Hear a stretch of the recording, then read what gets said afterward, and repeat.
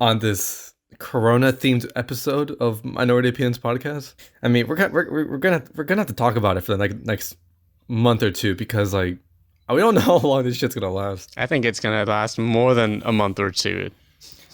I'm just forecasting right now. At least, I should say that at least 2 months. Yeah, for me, at least for the entire year here in Japan. Yeah, you guys are getting it rough. I mean, China's doing a pretty good job at maintaining it now. Like Wuhan, finally shut down a hospital because they don't have enough new cases now to keep it open. So that's good news. Sure, but if they hadn't covered up the initial, report by that brave doctor who died from the coronavirus, this would not have happened. So, well, we're looking at the present now and onward. Not onward. That's a good pun. And onward, then just. I mean, at least the ground zero of the virus is gone now. So that's a good first step. On a positive note, at least we're not Italy, who kind of disregarded the virus for a bit and had poor preparations for the virus. I mean, at least they're in lockdown and people aren't leaving. But I remember reading that they did testing, they only tested people who for sure had corona instead of testing people who might have had it. Mm-hmm. So the people who might have had it were probably more what's the word, susceptible to spreading it. Mm-hmm. And then the mass quarantine had to happen because we need to reduce the amount of people going out into the space. This is supposed to be a film podcast, by the way. I mean, it does. It does relate to the film we're reviewing today. Yeah, kind of like a revisit in a sense. So, in case this is your first time listening to the podcast, hi, this is Hiro, and I'm Ricardo. I look like a grandpa right now. Yeah, I look like a NorCal father right now. I think it was more like Hito's idea, but we decided, what's a movie we can revisit that kind of relates to all this, that's kind of eerily similar to the reality? And coincidentally, as the coronavirus spreaded, this particular movie that we're going to talk about, skyrocketed on iTunes chart.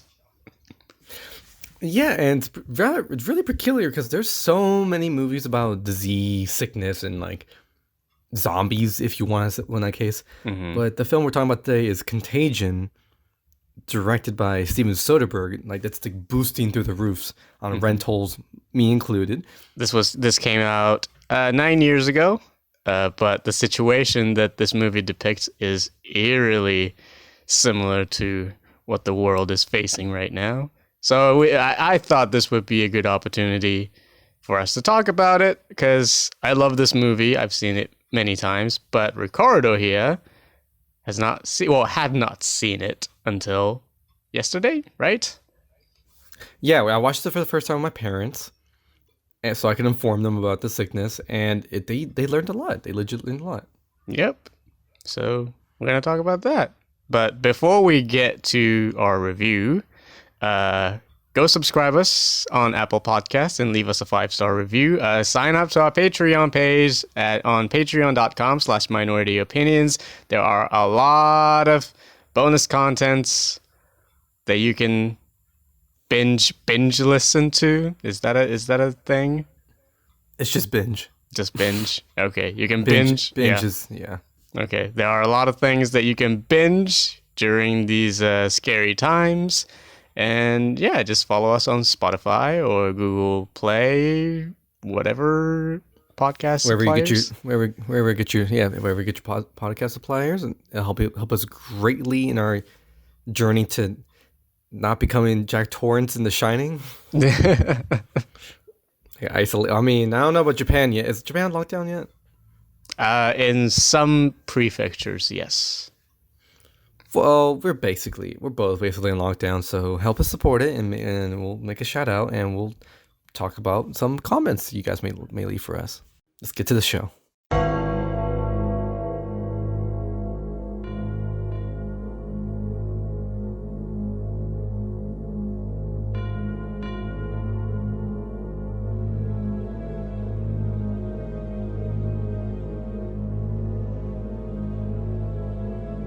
welcome back to Minority Opinions podcast.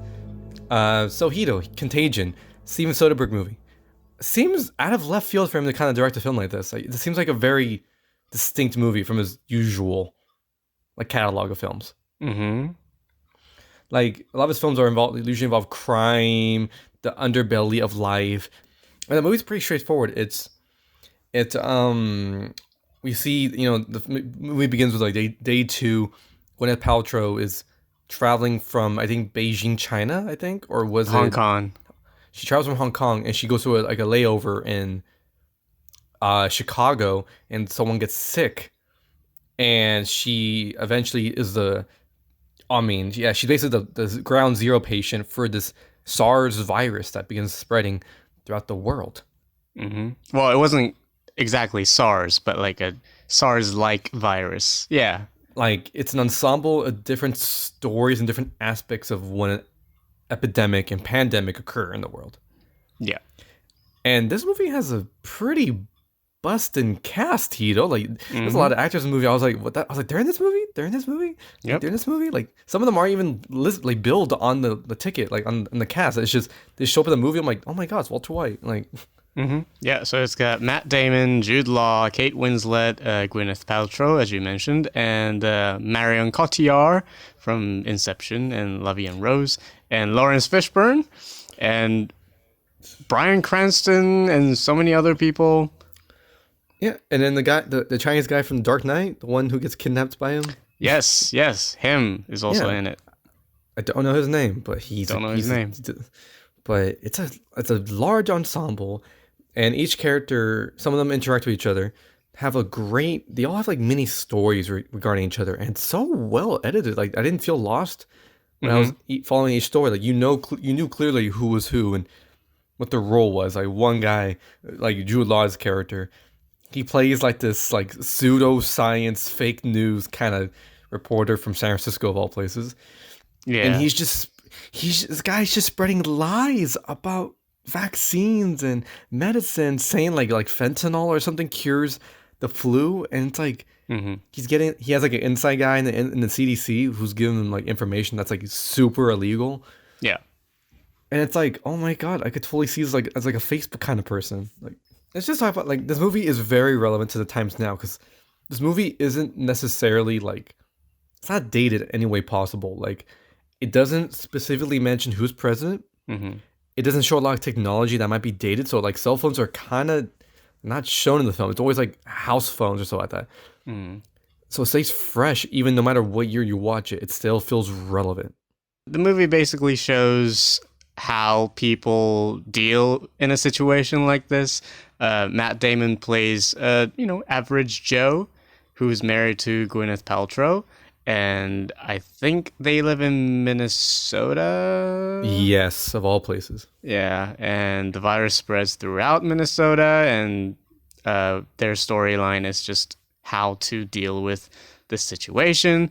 Lawrence Fishburne and Kate Winslet play... do they work at CDC? I don't remember. Lawrence Fishburne works at CDC, right?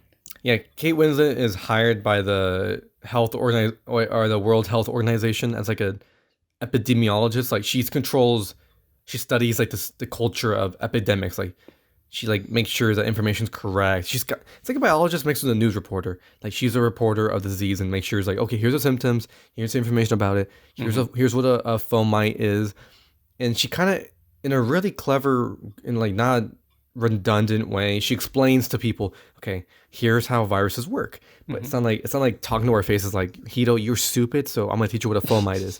No, she's talking to an idiot in the film who I'm assuming is supposed to be the audience. Yeah. The great lady's like, oh, I mean, how's that work? And then Kate Winslet's just like, shut the fuck up, let me teach you. This movie is very informative. There's a lot of real information in this film that should be used. Yeah. In communities. Like, I think I was watching like one of those Wired videos, like, epidemiologist Contagion person reviews different movies, and he was watching Contagion. He was like, oh yeah, this is like the most accurate representation of what an epidemic would look like. And it's like, oh my God, this movie is like, it's so accurate, you know? I think this is the coldest and most clinical Soderbergh has ever been. A lot of people die in this movie. Yeah, soft spoilers. A lot of it's a sickness. People die. Yeah, I think in the movie it says so far the body count worldwide is 26 million something something. It's like, whoa, a lot of people die in this movie. Yeah, keep in mind this is a somewhat fictional. You could say sci-fi in a sense. It's a fictional disease. It's not real. This movie shows you the worst case scenario. The way he treats death in this, I found it very chilling. There is a scene in the movie, I'm not going to spoil what happens to which character, but there is a scene where a certain character is lying on a bed, totally sick, and there is a man right next to this character, and this person tries to give a blanket because the guy keeps telling the nurse that I need more blanket, I need more heat, like some warm clothes, and this character tries to give the blanket to the man and totally fails, and the next thing you see is the close-up of the corpse of that particular character. Yeah, this movie just, instead of like prolonging the pain of the person, it just quick cuts to death. Yeah. And you're like, wow, death is such a abrupt concept in this film. Mm-hmm. I think the editing helps it too, because a lot of it's like quick and it shows you the effect of it like right after. It's like, okay, what happens after I put a fake story out about saying like fentanyl cures this? Oh, I get $4 million because people think I have the truth. It's like, oh my god, like that's just how life is. Like sometimes at one moment it's like, yeah, we're going on lockdown. It's like, what, like, and like I think that pairing with Cliff Martinez's score. Yes, the score. It sounds a lot like I remember in, I don't know what you guys call it, primary school, like elementary middle school. There was this game called Plague Inc. I loved it to death. It was an app game. The music was like, it was like a lot of synths, like dan dan dan dan dan dan dan dan. This movie, whenever it shows like the virus like overpowering the people, it would play this chilling score that it made you feel icky. Oh yeah. I think this is one of the most anxiety-inducing scores I've ever heard. I think one of the strengths of this movie is the way Soderbergh makes our mundane daily activities, such as, touching your faces, touching objects, doorknobs and whatever, make that, the way he makes those things look disgusting and dangerous. Like the camera will like literally linger on somebody pushing a door and the door closes just slowly and the camera doesn't move, and just, oh, there's virus right there. Make sure to use Lysol on public rails and metal surfaces. Lysol. And elevator buttons. And like Lysol, click it with your put your sweater over your thumb and then click it. Like just common courtesy. Just be nice. If you sneeze, don't sneeze in your hand. Yes, do not do that. Hito, I understand you. Like sometimes when we live together, you were like, "Hey, can you take your shoes off?" I'll be like, "Oh, okay, it's not that big of a deal. I'll take my shoes off." The one thing we both agree on is if I see like some old lady in the bus just hack a loogie into her hand, and then she's like, "Young man," and I'm like, "Get your hand away from me." Yeah. Cover your mouth and sneeze into your elbow where it bends. That's the best place to sneeze.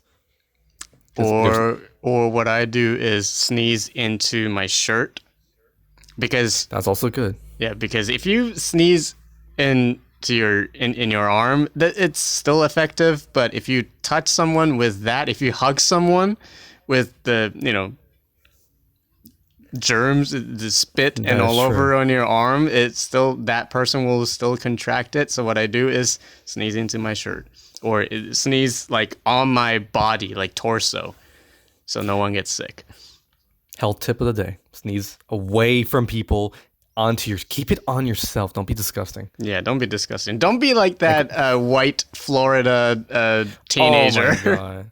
The video we were talking about is, I think, like CBS did like a story, like an exclusive on these people in spring break in Florida, and it's a bunch of these kids. Like, oh yeah, I mean, we're on spring break, so we might as well go to the bars and get drunk as much as we can and go clubbing before they ruin it. It's like, No, stop. You gotta stay home. You just Yeah. gotta stay home. I don't care if it's about fun. You're putting other people at risk. It's just common courtesy, honestly. Like we being like safe isn't just a you thing, it's also other people thing. Like you gotta make sure that you stay away from other people for their sakes, because old people can die, babies can get sick, and they confirm that like young adults are not invincible to it. Like you can still get sick and die. Like it's being courteous. Please be courteous to other people, and that's Contagion. That is Contagion in a nutshell. This movie isn't that bleak. It's very informative. It keeps you aware, and it's not telling you the world's gonna end. It's just saying, here's the worst case scenario and how we would react to it. So it's not depressing, but it's very chilling to watch. Contagion didn't have Agent Orange. That's true. Yep. It did not have Agent Orange, and it didn't have your prime minister. Yeah, didn't have Shinzo shitbag Abe. Like everyone in this movie is pretty much competent, pretty much. Listen to him, Mr. Fauci. He seems smart. He's the guy who did the face palm when Agent Orange was talking shit during the press conference. You could share awareness about tips. You could help your communities, maybe work for a volunteer service, stay safe, donate some money. Just be aware and listen to the professionals. And be careful. Don't think Facebook is not a reliable source of information. I'm just saying it. Anything that says cdc.gov, it's more reliable. And wash your motherfucking hands. Wash your goddamn hands. Warm water, hot water. Not warm water, 25 to 30 seconds. Use actual soap, not the fucking glitter covered soap. That doesn't work.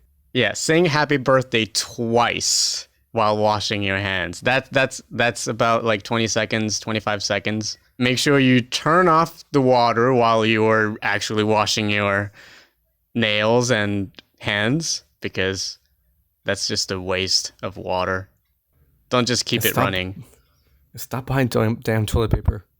Stop buying damn toilet papers. Yes. I read like we're not in a scarcity of I mean, at least in the States, like we're not a scarcity of raw materials. Like we're still gonna have materials. Like don't freak out. I read this is a positive note. I read that eventually, like in 1 or 2 weeks, the crazy people will buy other stuff, and then fluctuation of the normal market will go back to normal because all the crazy people already bought their stuff.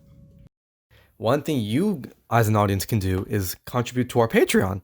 Yes. So, yeah, we are repeating the same thing. But yeah, go to our Patreon page, patreon.com/minorityopinions, and sign up on a $4 level. That is the tier in which you can get an access to our after hours episodes. We're going to do a lot of after hours during this. Yes, sir. Yeah. So we're going to talk about mostly non-movie related things. Our feelings, our lifestyles, what's been popping in our neighborhood locally. Just it's interesting to learn about other people's lives. So why not pay money to hear about it? And we'll try to talk less about coronavirus because that thing can get old and irritating. Yeah, it's kind of like it's just like another episode about corona. It's like, oh man. Like, yeah, starting every episode with corona talk. Nah, that's no, that is just. Yeah, no. We'll talk about like puppies or something at one point. Yeah. I mean, Hito hates puppies, but that's fine. I hate puppies. I hate animals. Yeah, I don't get that. Well, our point is sign up to our Patreon page, sign up to the $4 level, and you can find out why I hate puppies and animals. It's traumatic. Plot twist. Mm-hmm.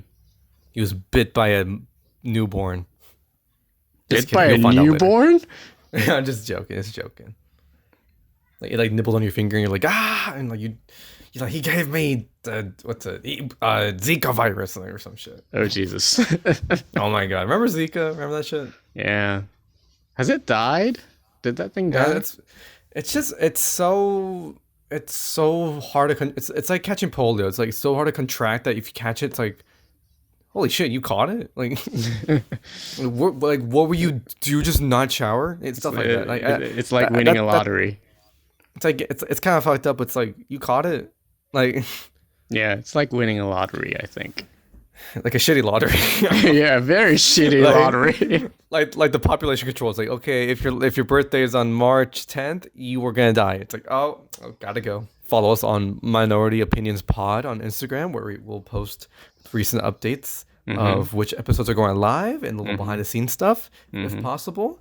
And keep contact, comment saying like, oh, I love your episode, or I think you guys are tax. That's fine. That is fine. Everything matters. Yeah, just be nice to each other. Be nice to. I think that's how we should end that episode. Be nice to each other. Yeah, don't buy guns.